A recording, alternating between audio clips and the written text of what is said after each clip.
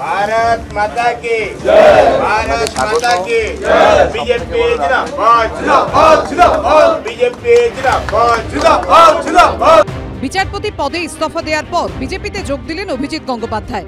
भारत माता की जय, भारत माता की जय, महान देशेर महान नेता नरेंद्र मोदी जिंदाबाद। কেন্দ্রীয় পর্যবেক্ষক মঙ্গল পাণ্ডে, রাজ্য সভাপতি সুকান্ত মজুমদার এবং বিরোধী দলনেতা শুভেন্দু অধিকারীর উপস্থিতিতে পদ্ম শিবিরের পতাকা তুলে নিলেন কলকাতা হাইকোর্টের পদত্যাগী বিচারপতি। আজ আমি একেবারে একটা নতুন জগতে পা দিলাম। আমি দলের একজন শৃঙ্খলাবদ্ধ সৈনিক হিসেবে কাজ করতে চাই। যে দায়িত্বই আমাকে দল থেকে দেওয়া হোক না কেন তা যথাযথভাবে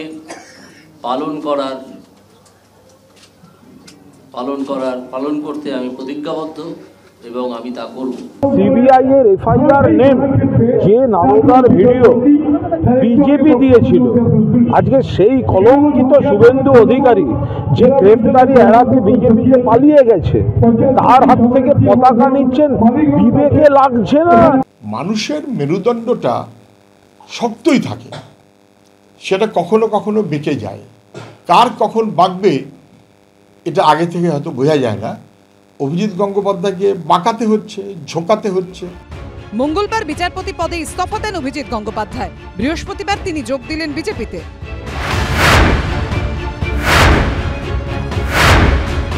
একসময় অটল বিহারী বাজপেয়ী লালকৃষ্ণ আডবাণীর হাত ধরে যিনি রাজনীতিতে টিকেছিলেন, আজকে সেই পার্টির প্রধানমন্ত্রী স্বরাষ্ট্রমন্ত্রীকে উনি হোদল কুতকুত বলেন, কিম্বুত কিমাকার বলেন। এর থেকে অপরচুনিস্টিক কেউ হতে পারে?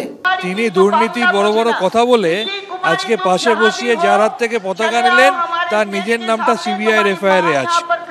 আপাদমস্তক দুর্নীতিতে ডুবে থাকা বিজেপিতে গিয়ে তিনি প্রমাণ করলেন তিনি একজন সুবিধাবাদী।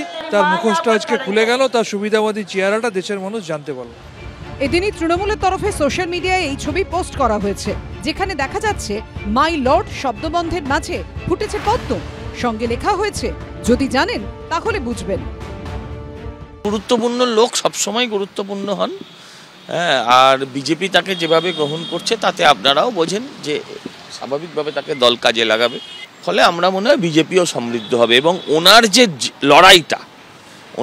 লড়াইটা অন্যায়ের করাপশনের বিরুদ্ধে, যার জন্য একটা বড় প্ল্যাটফর্ম যেভাবে উনি খুঁজছেন, আমার মনে হয় সেটা উনি পেয়ে গেলেন।